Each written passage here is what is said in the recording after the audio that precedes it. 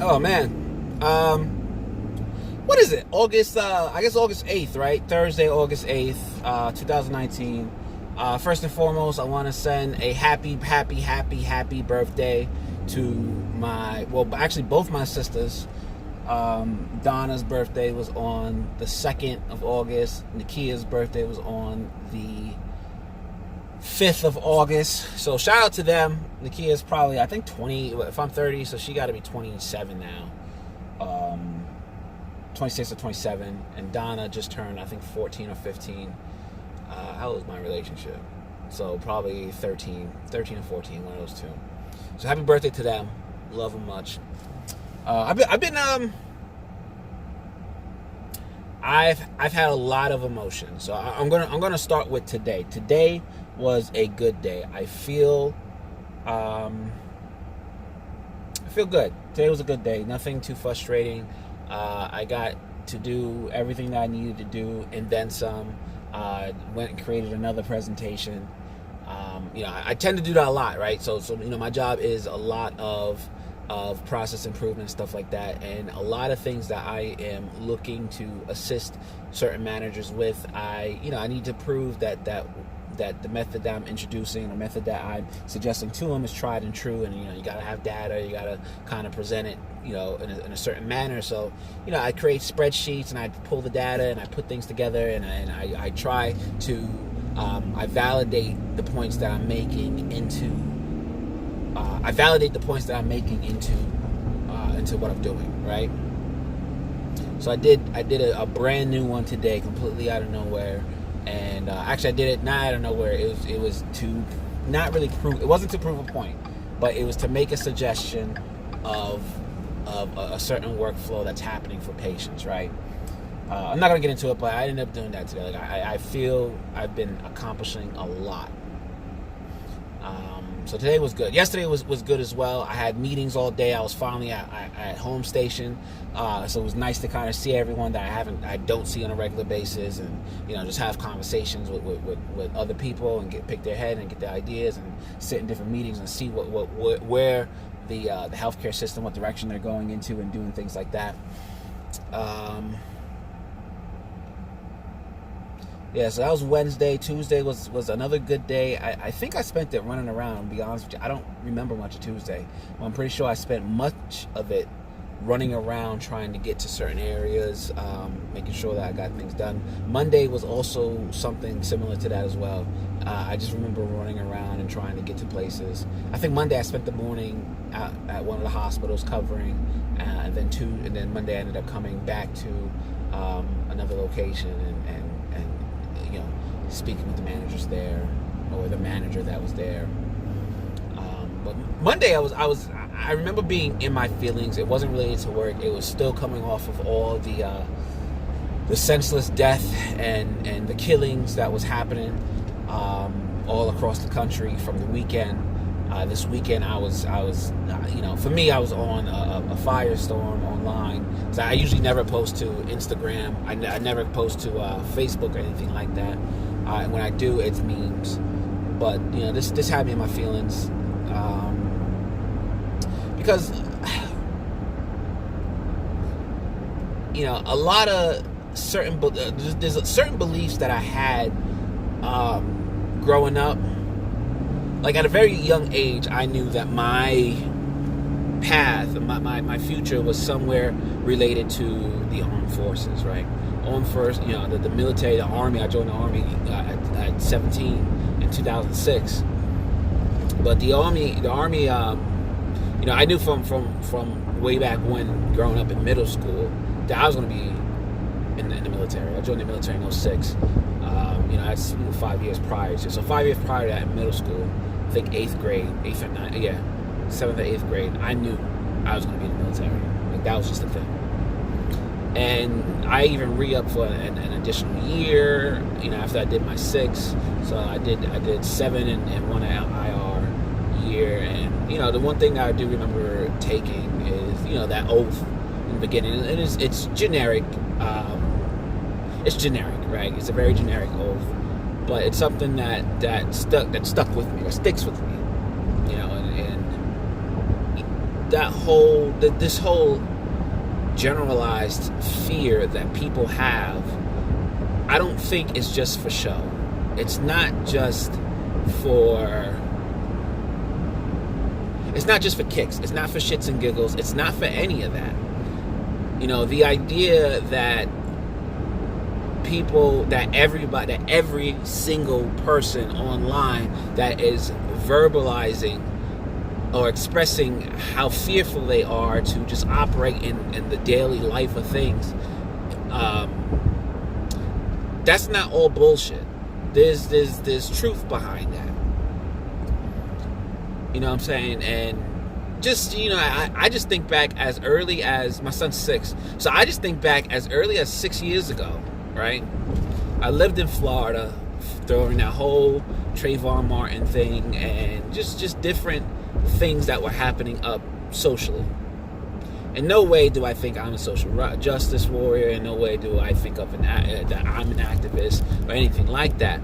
But the reality of it is that I am very much a black man, and the few instances that I've had with law enforcement, not all of them were good, and the few that I recall to have always been, it could always have gone the other way. It didn't, and I think because I, am oblivious to certain people's feelings, right? I'm oblivious to certain people's prejudices. I'm oblivious to how I think they feel. Like, I don't look for it, so therefore I don't care. But when I stop and I think about it, especially after the whole Trayvon Martin, incidents and things that, like, I've gotten tickets after that, and been in a couple fender benders, and I remember the interactions with certain those cops right there in Broward County. And I remember just their attitudes, you know what I'm saying? I remember how hostile they were. I remember how had I probably interacted with them differently, or had I said something with a certain tone or something like that, that could have absolutely gone left or right. You know what I'm saying? So I look back and I look back at some of these instances, and again, I feel like people cuss. You know what I'm saying? People are not. I believe that people are naturally violent. I also believe that a lot of these instances of law enforcement, armed services, things like that, there is a certain level of degree of the kind of persons, the kind of people that are attracted to those professions, right? Me being one of them. I do feel that I have a sense of violentness that is above the average person. And this is something that I've become aware of myself very young, very early, right? Probably back in high school. And it's not because of one or two instances. It's over a lifetime of conditioning and a lifetime of experiences that caused me to think of certain things in a very pessimistic way, in a very aggressive, and react in a very aggressive manner. And once I became self-aware of that, I know I go extra harder to make sure that my interactions or my reactions to certain situations are very bland, is probably the best way I can describe it. I make sure that I don't have that extra kick to it, that I'm not adding any extra sauce to it. And I know that there's been a few instances late in my life, or as of late, the last, I would say, 5-6 years, where had I not responded in such a bland way, it very much could have escalated quickly and not in my favor. And I say that because, a couple interactions I've had, it's like, the military preaches this sense of professionalism, right? It's in the warrior ethos. It's in the soldier's creed. It's I am a warrior and I'm a professional. And they have this sense of professionalism. They preach it, but it's very seldom that they actually live by it. And why I say that is, right, the culture that I've experienced is very tongue-in-cheek. You put up a dog and pony show in front of the elite, or in front of the officers. You put a dog and pony show in front of brass, and you do certain things in a certain manner to make it feel like things are happening in a particular order. But you know that behind behind closed doors, that we are we're rowdy individuals. It's just the nature of the beast. And I look, there's a lot of comparisons between that police culture and that military culture. And again, I'm not a cop. I don't claim to be a cop.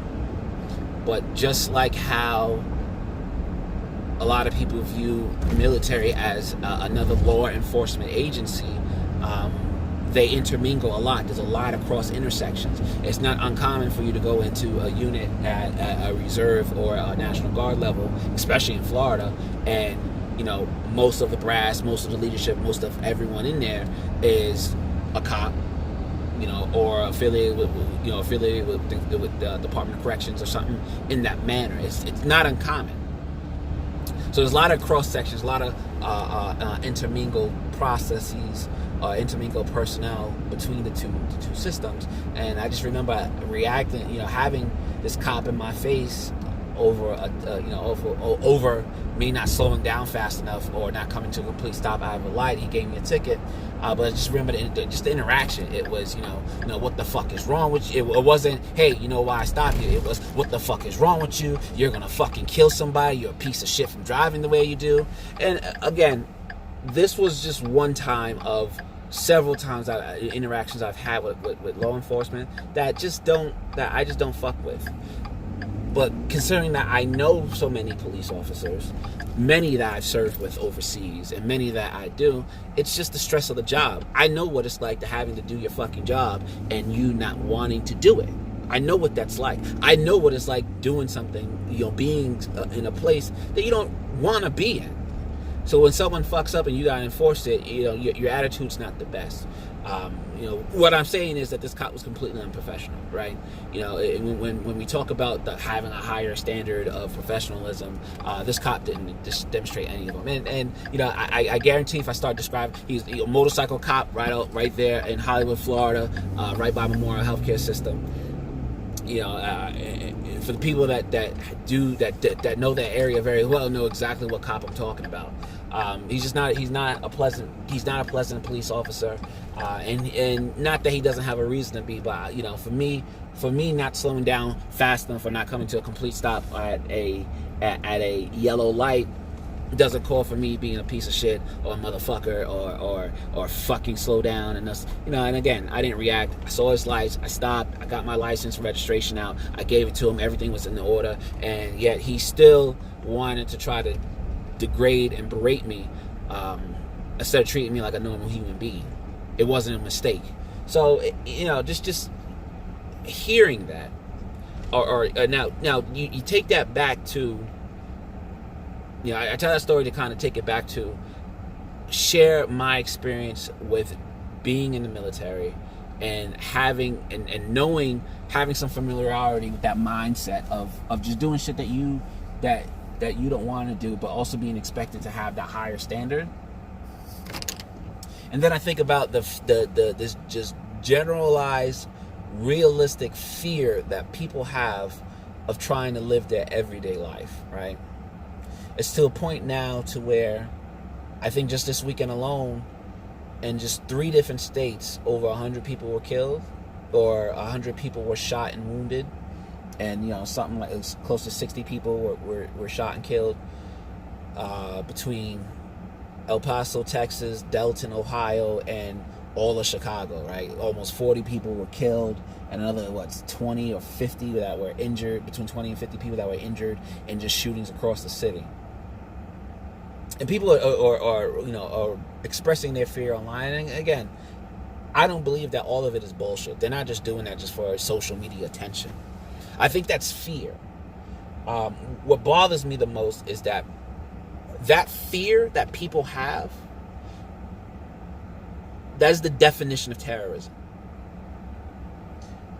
These aren't just people that are coming from other places. These are people that are living in their own silo right here in the United States of America. And I think that people like when people look at a map, they look at the United States as a country, right? And when you look at other countries and stuff like that, the United States looks very small on a map. But the United States is huge when you consider the density of population between certain cities and certain states and certain towns. The United States is such a vast place, right? Like me living in South Florida, me living in Pennsylvania now, me that lived in New York and Long Island, New York. Each city is completely different from the next, and I don't expect to have the same experience as someone that lived in the next city right over. It just doesn't happen.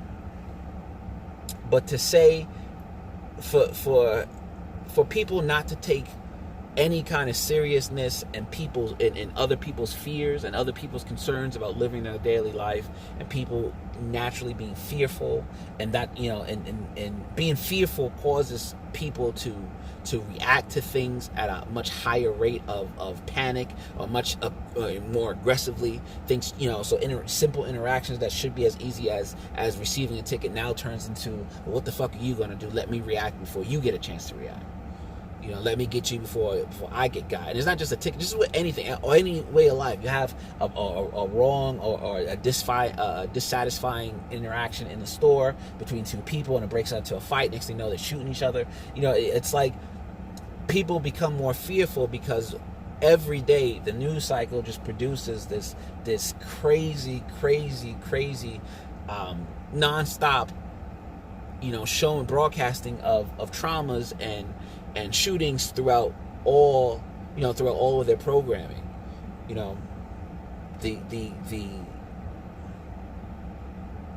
It's not nice things that are happening on the news.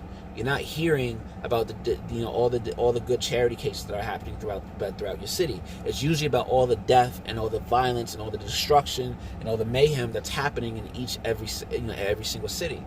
And I feel like a lot of it is all connected. I don't want to sound like a conspiracy theorist, because I'm not. But what I'm saying is that we know that people are being targeted by bots online. We know that when people lived in small communities, closed off from one another, cities that don't have interactions with other cultures, other people, other people that look different from themselves, it creates a sense of me and mine versus everything else. So I think that a lot of these things that people go through mentally, or a lot of things that people these prejudiceness, and a lot of these things that people are projecting onto other ethnic groups and other races, it's taught, but not taught in a sense of the parents. It's taught in the sense of the regular exposure to violence in city, and violence that's projected in everything. Not video games. Let's cut that shit out. It's not video games. It's not music. It's not cartoons. It's not anime. It's none of those forms of entertainment for people, where people are digesting prejudice, a form of prejudiceness the most, is right here on your local Channel 6 or your Channel 10 news stations locally. CNN, Fox, MSNBC, they're all, in my opinion, very much contributors to people's prejudice. Because it's never someone shot and killed. It's always a black man was shot and killed. Especially in CNN, another black man was shot and killed. If you turn to Fox, it was another black criminal that was shot and killed mistakenly by a cop. It's the same story over and over again, where it's someone of color being killed by the cops, or being killed by someone that's not of their race, and that being exploded and blown up to disproportionate amounts of coverage, just for the simple fact because it fits narratives, and it makes the other guys look bad. And I feel like there's way too much of these, these I'm right, you're wrong broadcastings on a lot of these networks, and it causes it just feeds that neglectful fear. So now in the back of your mind, if you're watching the news, or if you're doing something you're being fed this constant perpetual wheel of people are racist, people are racist, people are racist. You have one channel saying that white people or that certain white people are racist, that white supremacy is a thing, and it is a thing. I'm not disputing that. White supremacy is a thing. However, I don't think that's the cause. That's not the leading cause for all the types of evil in the world. It's definitely a high contributor factor, especially here in the United States. But same thing. You have one channel telling you it's white supremacy that's evil. You got another one saying that you're not racist because you're white. You're racist because you're a racist, or even the other guys way on the other end is it's not white people, it's everyone else. So you have all these three different illogical. It's not just three. It's many. You have all these different types of. I don't know why my phone keeps unfocusing, but you have all these different types of ideologies that are, that are very real to certain people, right? I mean, they're real ideologies. A lot of things are built off of ideologies, laws, religion. Just this whole sense of morality. It's all based on someone's ideology. Because we have conscience, right? That's what makes us human. Anyway, I'm not going to deep dive into that. But what I'm saying is that all these ideologies contribute to, all these difference of opinions and all these ideologies contribute very much to the idea that people are fearful of one another. And they're not wrong to feel that way. And it frustrates me that we aren't looking at, I feel like we're playing the blame game on all the wrong things. And because someone thinks of, well, I'm just telling you the truth. I think we all know that the truth varies upon source, right? His side, her side. Yeah, it's always one side, the other side, and then the truth that lays somewhere in the middle. And I think that as long as we keep having all these different truths broadcasted 24/7 on any platform, we're going to continue to see these kind of tragedies across the nation. I just don't think that the government is doing enough to really take any kind of real action or real steps to ensuring the safety of its citizens. The amount of money that we pay for defense and budgeting and everything else, all of that goes into these prioritized companies that actually take away from the DoD, or that the DoD is in bed with it, but it takes away from your men in green, your men and women in green, and prioritizes all these different companies for the lowest bidder. In the namesake, no lowest bidder. So I just feel like all these billions of dollars that we're spending on defense, and yet it's not. I'm not worried about people from the Middle East. I'm not worried about people from Russia. I'm not worried about North Korea or Russia or the people in the Middle East. I'm worried about Dylan that lives right up the block. That's who I'm worried about. It's to the point to where, I caught myself playing into that fear shit where I'm terrified to even go to the store for school shopping because it's not safe in Walmart. You know what I'm saying? It's not safe. It's not safe anywhere that you go in America, and it's becoming such a reality. I don't want to go out playing, picking up pens. I'm not going to go out playing, looking for a knapsack for my son. That's not how I envisioned. You know what I'm saying? I always, one, I never saw myself getting old, and two, I always saw myself, going out with a bang. Doing something heroic for my country. Not going to Walmart in flip-flops looking for a book bag. I caught myself playing into that fear, and it made me even more angrier because I don't have to live like that. I've never lived in fear. I feel like for a lot of people, fear, me especially, New York, 2001, that was fear. They shut down school for a week because of fear. people were mourning, people were grieving, a lot of things happened that I remember as, better than a lot of things that happened last week. That was fear. And I feel like after some time, things got better. But now it feels like things are worse today. And I get it. These things were happening before, right? People were dying of guns, and people were killing people left and right before and after the coverage. But the point is, it's more accessible. It's there, and now people are saying that people are not paying attention to the severity of it. The fact that things are being overly shared is not an excuse not to do anything. We should be using that as an excuse to do something that much harder and that much more because of the oversharedness. This is not what people wanna live life like.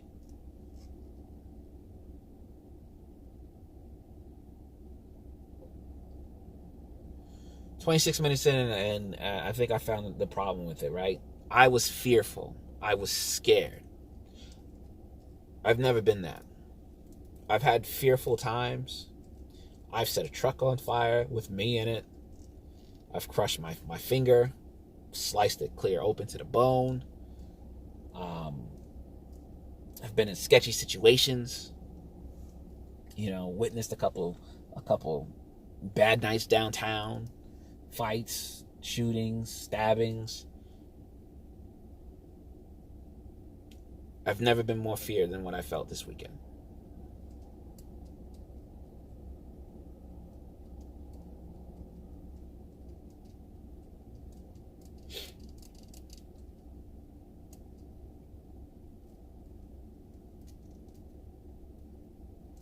I hate that feeling.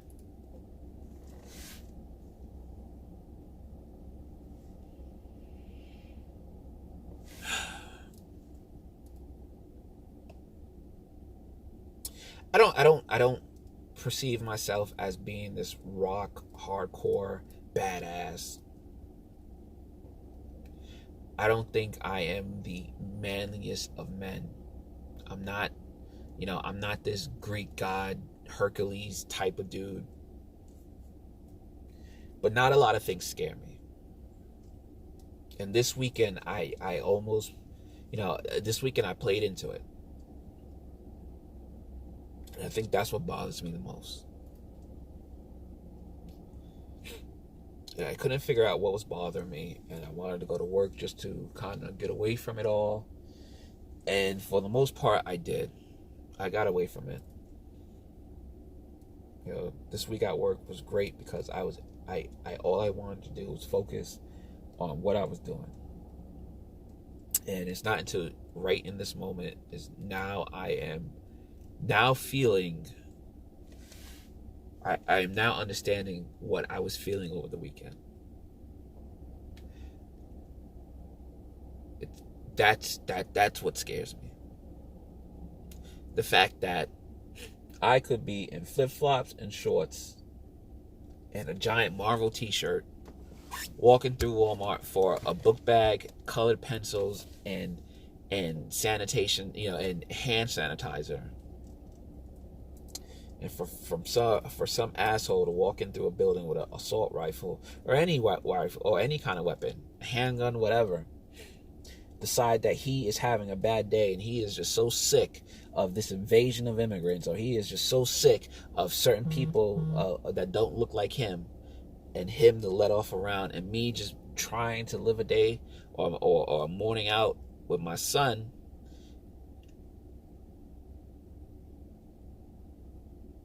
Scares me. So that was the reality for a lot of people, right? No one just goes to Walmart thinking that they're gonna get shot. No one, this bad shit that happens, right? Bad shit happens, right? Bad shit happens every day. You can get in that. I'm still high. There's a higher chance of me getting into a car crash in a parking lot than me getting shot.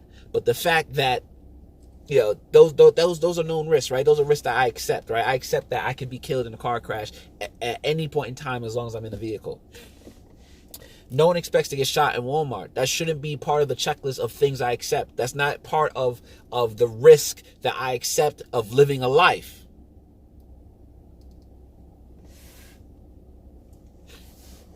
Oh, God.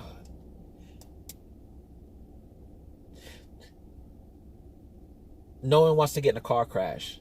Yet we all drive cars every single day. We get in some mode of transportation and we take the risk of doing it because it's associated with it's how we live our lives. I don't want to be shot on any given day for me just trying to do what I normally do. And I shouldn't be fearful for that. And I was terrified. And I was angry because I allowed myself to get played into that narrative.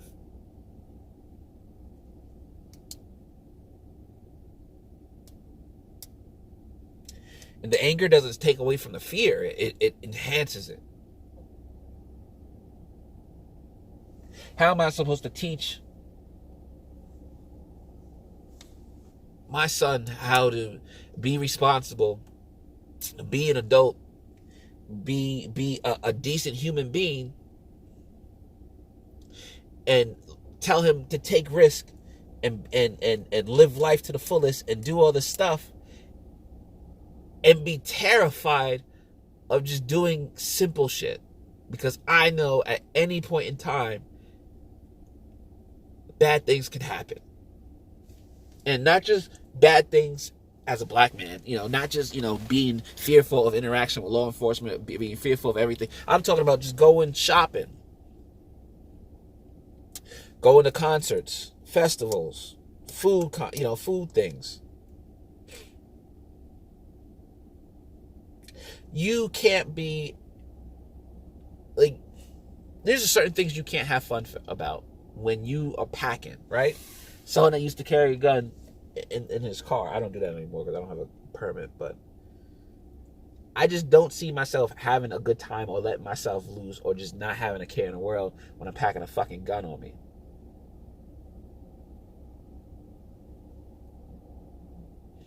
People don't, right? As part of being a responsible gun owner, you are supposed to be aware of your surroundings and your situations 24/7. As long as you're packing, you need to be around, you need to be visible, you need to understand those situations. You can't do that with a gun. I don't give a shit what you say. You just can't. You don't operate the same way when you have a gun on you. You are always at a sense of heightened, of heightenedness. There's always a sense of care. What I'm saying is that I don't think that I should have to live life like that. I don't want to live in a heightened sense of care, in a heightened sense of all my surroundings. Sometimes I just want it to be Saturday. Other days I just want it to be Friday. I should be able to do that. That's what freedom is, right? This utopia of gun control, how all guns should be banned and all this and that. This false sense of all the guns need to be around and everyone should be packing and everyone should be both of those ideologies are so stupid. People just need to be decent human beings. These small communities where people don't see other people that look different than them, that's the scary part. That's what people should be fearful of, because it's people from those communities that are coming around and doing shit like this. And it goes from both ways. Someone that's always trapped in the roughest of neighborhoods. Whether you looking at Carroll City, whether you're looking at Sixth Trunk in Fort Lauderdale, whether you're looking at the Bronx, Philly, West Philly. If you're trapped in the roughest of rough neighborhoods, you are just as dangerous as you're just as dangerous as the guy who has never seen or you're just as dangerous as someone as a white supremacist. In my opinion, that's just what it is. When you're trapped in an environment where you're constantly fighting and struggling, or you're only exposed to one mindset, you're just as dangerous. Closed-mindedness is what leads people to this kind of destruction. not being exposed to other things, not being exposed to other people, not being around other, just not being open to being exposed to those things. It's all the same, man. And I don't want to live life like that. I shouldn't have to make a checklist to go out. I shouldn't have to PMCS and have a fucking, a layout of protective equipment ready for me or available, or making sure that I got, protection on me at all times. For again, I don't think people, there are people that are living like that, right? The people that are always packing and always fucking carrying, and I feel like that's a personal choice. If you want to do that, do that. I'm just saying, I don't want to live like that. That's not what I want. This weekend was a very much it was a very stern reminder of that. I was terrified of it. And I was angry for being terrified of it. I'm still angry about being terrified of it.